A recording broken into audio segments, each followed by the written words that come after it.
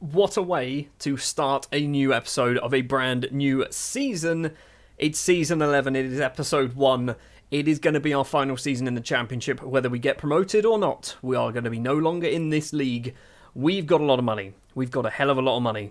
And the reason for that hurts. It hurts a little bit. Mbai Dai has left the club to sign for QPR, the team that beat us in the playoff final. But he's gone for £26 million, which was his minimum fee release, which is annoying because we didn't get a sell on. But yeah, he's basically helped our bank balance. He's not the only one, however. Clive Marvin has left the club, signing for Sunderland. Not a lot of money, about 100,000. There you go, not a lot. Stevie Schwank has moved over to DC United for, again, a small fee, 165,000. Probably could have got more for him. We also say a fond farewell to our record top goal scorer, Jaden Williams, moving over to the States as well. £1.6 million signing for Charlotte FC. Watford clearly saw something in Akaro Mitchell that we didn't see or wasn't able to really extract from him, signing him for £9.5 million. And João Chio also leaving the club, moving up to Liverpool. I don't know whether he's going to play for them. I feel like he isn't. Domestic Cup goalkeeper contract. He's gone for about £9 million as well. It means we've brought in 14 new players. Some of them are just squad numbers. In no particular order, we're going to start with Duncan Elliott. He is a central midfielder, right back, right wing back, defensive midfielder, attacking midfielder. Versatile. Signed on a free transfer following his release from West Brom. He's just good, isn't he? He's very good. Alex Warner, another free transfer this time, signed from Burton Albion, I think it was. He went there for a season, and then he only had a year contract. He's only as an emergency backup, which is probably accurate, but I think he can do a job for us. We've also gone and signed a Spanish defender who obviously doesn't have a work permit. Paraga has gone back on loan to Spain, off to Lugo. Somebody who did, however, get a work permit is Ginés Uraya, maybe, who is a Paraguayan central defender, formerly of Juventus. I think Uraya could be one of the best defenders in the world. We had to fight off some stiff competition to bring him in. It's why he's getting paid an absolute fortune. We've also signed a real man. That's right, they still exist in this world. Roberto Massimo is a 30-year-old Ghanaian international, a versatile player. I brought him in initially as a right back. He's probably going to be a winger on either flank. Now calm down. I know it's another real footballer and he's 32. It's Rhys Norrington Davies, signed from Portsmouth, formerly of Everton, QPR, Millwall, and probably a few others. Sheffield United, I thought it was Nottingham Forest. Not a lot of money, but he's a good option. He's cost about 600k. With Chio leaving the club, we needed ourselves a brand new goalkeeper, and we have gone all the way to Bristol City to sign a Croatian. It's Zvonimir Pedisic. He has cost not a lot of money, and I think he's probably as good as Chio. I hope. Nikita Kobzev is a 19-year-old Ukrainian winger and central midfielder. Weirdly, he's more natural as a central midfielder, but I would say he's more of a winger. He's cost a lot of money. 1.3 million, potentially going up to 1.9 million pounds. But he's 19. I'm hoping there's a lot to see from Nikita in the future. We've also loaned in Adrian Barton from Everton. He's cost a lot of money to loan him in. He's basically cost about £1 million, I think. £1.9 million. Yeah, it's a lot of money to loan him in, but look at him. He's very good. Also, he can play as a central midfielder, which he has definitely done. This was supposed to be our right back, then he didn't get a work permit. Mamadou Diallo signed from Generation Foot in his native Senegal, hasn't got a work permit, so now he's going to play in Ligue 2 in France, playing for Saint Etienne. Couple of other names on the bottom as well. Matthew Youssef Kirknight too. They're not youngsters actually. I think, they're 23 years old, basically squad depth. This is why I brought these two guys in. They're not great. They've cost absolutely nothing. A couple of other players as well. Alex Warner, I think, has come in and gone out on loan. Middleton's come in and gone out on loan. We've also got, if we go back a year, Lewis Rogers, who we've also brought in from Spurs and loaned him out to Eastleigh. You can see as well, there is a huge list of players going out on loan, some interesting ones. Obed Afari to Hamburg. Ricky Pearlborough signed a new contract because of course he did. I kind of like him. I don't know why. Who else have we got? We've seen Lewis Rogers. Lacey's gone out on loan. Gamble, Keith going to York. That could be interesting. Jackson Arango, Sane and Gamble all going to Bromley, who are a new feeder club of ours. I think they're League 2. They're League 1. They're in League 1, so that could be an interesting bit of experience for some of those players. Edwin Suazo going out on loan finally. He's not been able to get a loan for years. Batarina, big deal for him to go out on loan. You can see as well Taki Yanagi going out on loan. A lot of players have gone out on loan, that's what I'm trying to say. Oh, and we are top of the league by 2 points. We have a 100% record after 6 games. We're playing the 4-2-4 again. So just to give you a little rundown of the squad, I'm not going to look at too many players, but we know Pedicic is our number one goalkeeper. Barton's probably going to be our number one right back. Matheson is still here and has 4 assists, so he is definitely not wanting to be usurped from that position. We've got McGuinness still at the club, 30 years of age now. He's probably our best player in terms of consistency. Probably will break the record for most appearances at the club as well. We've got Volpe still here. Probably need to get him some more game time because we paid a lot of money for him. He doesn't play. Forgot to mention Romain Charrier has extended his deal. Geismar still here, not very good, although he's playing quite well with 4 assists so far. We've basically, what I've tried to do over the summer is make our squad strong. Make it strong and have a lot of depth in this team. So we've gone for midfielders. We've got McArdle, we've got Warner, Lawrence Humphrey, we've got Paul Sell, we've got Duncan Elliott, we've also got Nathan Martin and Diego Pereira. We've also got this man here, Enrique Gonzalez. Some of you might remember him from 2026 when we signed him. He's finally got a work permit. I don't know what took him so long. He's never actually had a club other than Dover, but he's finally got himself a work permit. It took forever. So yeah, this is how things have gone as well. We've looked very, very good, beating Wigan 2-0, Charlton in the Cup 2-0, Derby beating them 4-2, 2-0 against Preston, 5-1 against Sheffield United, 2-0 against West Brom, 4-2, I've just clicked a button, 4-2 against Ipswich. I mean, we've just started the season really, really well. We are now going to play, hopefully, Reading and AFC Wimbledon in this match at our brand new stadium that's not our stadium, it's actually Millwall's. It's the Den, which is why we're actually getting slightly more people turning up to watch our games. It's not a lot more, is it? So, for the Reading game then, as I mentioned earlier, it's going to go back to the 4-2-4. It will be Kensdale in goal because Pedicic is slightly injured. I don't want to risk him getting injured any further. Matheson, Araya, Charrier and Geismar in defence, Elliott and McArdle in midfield, Massimo and Laird on the wings, Allen and Ryan as our 2 strikers. Already, our front 4 have scored, 4, 10, 13, 17, 18 goals between the 4 of them? 17 goals, that's how maths works. 17 goals between 4 players after 6 matches is pretty impressive. So we are home-ish, sort of. We're in London, obviously, at the new Den. We've got 6,000 people here. The increase in stadium capacity I was hoping would be putting us on to like 10,000 people. 6,000 isn't really enough. We are just 3 minutes on the clock and Reading potentially have themselves a chance. We need to get there first and we do. Romain Charrier is the man.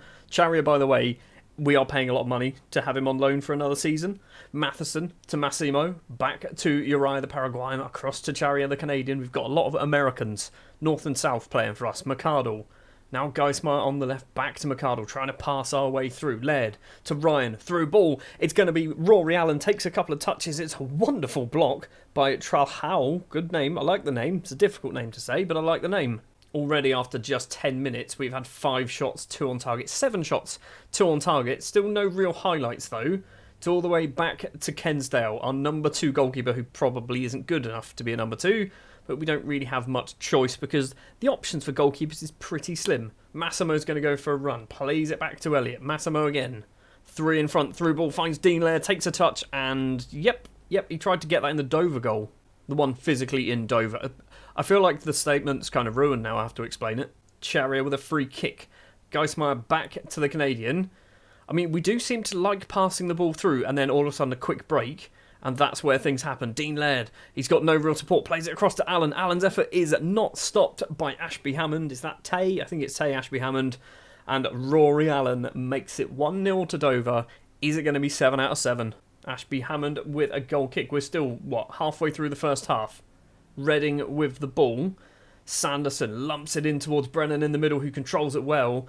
And it is gone off for a goal kick. I thought it was saved. Corner for Ryan to take. It's towards Charrier. And Romain Charrier gets goal number 3 of the season. Changing back to the 4-2-4 is revolutionary. Just for context there, we are currently top of the table. 2 points clear of Stoke and Millwall. I mean, the fact that Millwall are basically hosting us for the season and we are just doing better than them probably hurts a little bit. Things are going well. You're capable of better. Do we look at doing a change?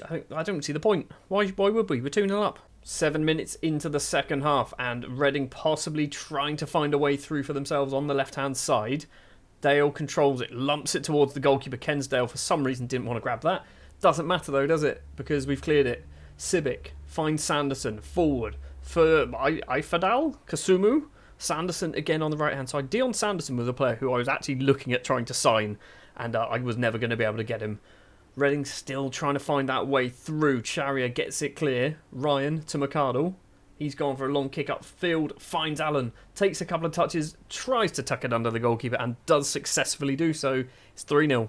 And seconds later, we've got possibly another chance. McArdle crosses it in. Massimo's there. He heads just over the bar. 3-0 and not even an hour played. Need to look at doing a change or two, just probably for fitness, although everyone looks all right. We'll do it now after 70 minutes. So, who have we got on the bench? We've got Volpe. Let's bring Volpe on for Uriah, because I need Volpe getting some game time.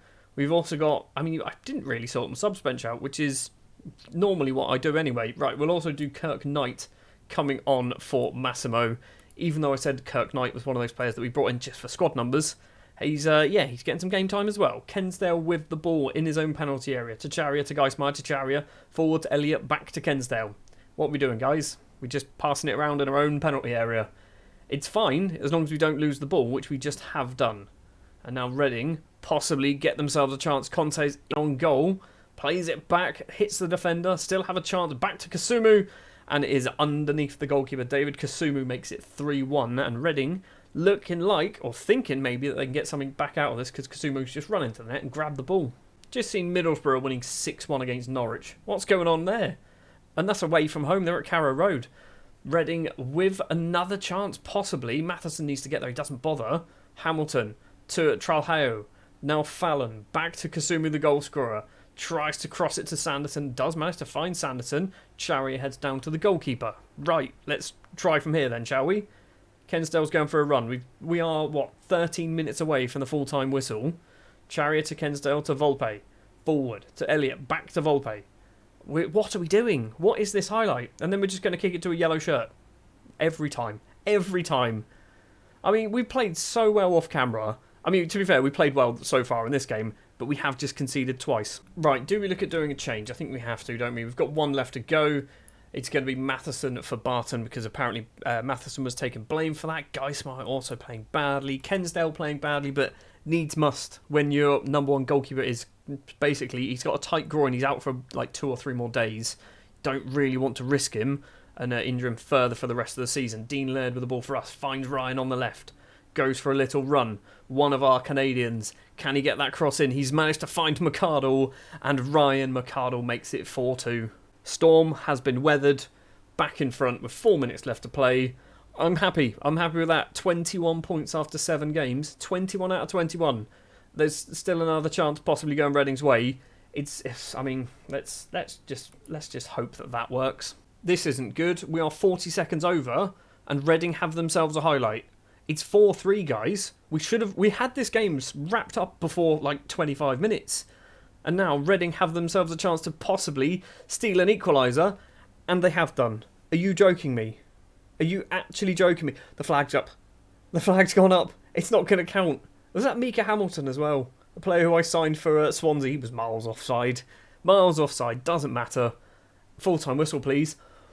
Last kick of the game. Reading put the ball in the net, and then it was disallowed. We certainly made it entertaining. 7 wins out of 7. Next up, in a week's time, AFC Wimbledon. Let's go. For the AFC Wimbledon game, we've done a few changes, not a huge amount. It's going to be Pedisic returning in goal. Barton and Norrington Davis are going to be our fullbacks for this, with Charia and Uriah. Everything else stays the same, so Elliott, McArdle, Massimo, Laird, Allen and Ryan. Let's make it 8 out of 8. Another home, in inverted commas, game here at the Den. What we need now is somebody like a Stoke to start falling off. Stoke and a Millwall, if they start falling off and we keep winning our games, we are looking in a very good position to potentially go up as champions. I know it's very early on, and we're probably going to finish 10th, but, there is the possibility. We've got the ball through Charia, back to Pedisic. Norrington Davis to Uriah. Cross to Charia, lumps it upfield, finds Allen. Massimo, long ball forward towards Connor Ryan. Takes a couple of touches, and he's hit it wide. He really should have scored that one. I've just seen how many fans are here for AFC Wimbledon, because it's clearly just down the road, isn't it? Whereas to get from Dover, it's a fair old trip. It's a header clear from the corner. 16 minutes on the clock. McArdle has it for us.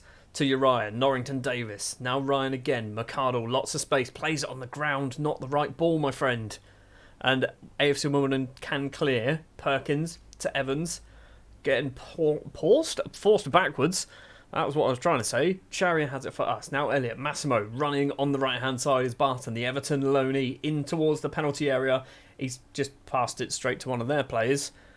What's going on with this highlight? It's been going on for a while, and so far, there's been no shots. So, it's going to be 1-0 to Dover. Here we go. Barton crosses it in. Ryan's there at the front post, tucks it away. 1-0 to Dover. I can read minds, and this one isn't going to be a goal. That's how good I am at knowing what's going to go. I can predict the future. Pedicic with the ball, clears it upfield. Evans to Sanders. I don't know why I'm commentating. It's not going to be a goal. There's no point. McHugh to Norton Cuffy on the right-hand side. McHugh gets it back. Norton Cuffy's carrying on his run. Evans with some space, does some spins for some reason. He wanted people to get close to him. Norton Cuffy, back to Evans, back to Norton Cuffy, eventually crosses it in. Pedicic comes out, claims that. So, yeah, there's no goal in this one. I'm telling you. There might be a goal in this. Hold on. Ryan's got it. Plays it through to Allen. Told you there wasn't a goal. Told you there wasn't a goal. He almost put that one in. McHugh is going for a run for Wimbledon. Sanchez. Is that Laurie Sanchez? It's definitely not Laurie Sanchez. McHugh tries to find Perkins and does so. Charia misjudged the ball. And Barton's given away a penalty. What a clown. That looked like a dive from Sonny Perkins, apparently, is what the commentary said. So, Pedicic, it's up to you, my Croatian friend, to stop Laurie Sanchez from scoring, and he doesn't. He tucks it away into the bottom corner. It's 1-1. The fact that they won a penalty through diving is it's going to annoy me. It's going to rub me up the wrong way. Ryan with a corner for us. Make it 2-1. Uriah headed effort just wide of the goalkeeper's post. Their goalkeeper looks like the tiniest man in the world. How big is he? He's 5'10". He's not small.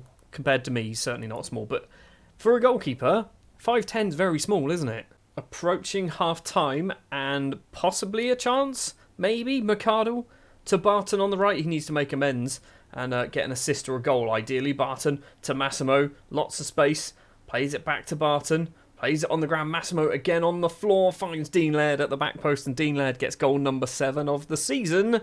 It's 2-1 and we're back in front. And we are seeing a highlight straight after the goal. So it's going to be 2-2 in a minute. Yep, here we go. Sanchez is in on goal. It's 2-2. Bloody knew it, didn't I? If anybody wants the lottery numbers for next weekend, it's 7, 14, 23, 28, 16 and 31. I don't know whether any of those numbers are even available in lotteries. Well, half-time, it's 2-2. We've been the better side, arguably. They've got a cheat goal through a penalty that shouldn't have been a penalty. I don't like what I've just seen. Sure, we'll go with that. Defensively, we're doing all right. We're doing actually very well. And it's just a bit of a cock-up from Barton to concede the penalty, which arguably they will always score a penalty. Don't make it 3-2. It's over the bar. If everything stays this way, we will stay on... Oh, I say stay. We'll go on to 22 points. We'll stay at the top of the table on goal difference. Stoke will close the gap because I assume they are beating Reading. Right, substitution time. Rory Allen is going to come off. Enrique Gonzalez, who is now English, apparently. I don't know how this happened. He literally only had a work permit for about 2 weeks. He's now English. I feel like he was living in the country illegally, and we just managed to somehow sneak him through with the paperwork. McArdle's also going to come off for Paul Searle. Do we do Charia as well for McGuinness? Sure, because that's what you need to do. 3 subs when it's 2-2. Arguably, what you'd do is you'd probably try and sit back and just maintain the draw, but we want to win everything. Absolutely everything. Elliott has the ball back to Mark McGuinness. Now Massimo. Elliott again, McGuinness, the sub, across to Uriah. Left-hand side is an option, but don't go for it. Instead, we're going forward. Lovely ball. Barton on the ground to Massimo. First time shot from Massimo, and he has tucked it away, and we're back in front. I don't know what's happened over the summer, but we've just turned into one of the best football teams on the planet. Barton with a free kick towards Massimo, goes over the bar this time. The small goalkeeper does a big old leap and gets nowhere near it. I want to see Gonzalez do something. I want to have a Panamanian score a goal in the Championship. He's played 1 game for us so far off the bench, didn't do anything. Second game off the bench, also didn't do anything. It's another win. It's probably closer than it perhaps needed to be, but 3-2, 8 wins out of 8, top of the Championship. Things are looking good for Season 11. Now, Next episode, I don't know what we're going to do in terms of matches. I'm just going to keep an eye on who is where in the table as we go through, because we are playing Stoke, we're playing Forest, we're playing Middlesbrough, we're playing Palace, we're playing Portsmouth, we're playing Fulham, all in the next few fixtures. We've got some very difficult games. So yeah, Millwall, 3rd place. I mean, arguably we should be playing that one on camera, but we'll see how things go. It might be those two. Might be Millwall and Forest. It might be Stoke and Middlesbrough. We don't know. Thank you very much for watching this episode. If you did enjoy, like, subscribe to the channel, all of the fun, fancy YouTubey stuff, and I'll be back next time with episode 2 of season 11, and we will definitely have 100% win record in the championship. That's my prediction. Thanks for watching.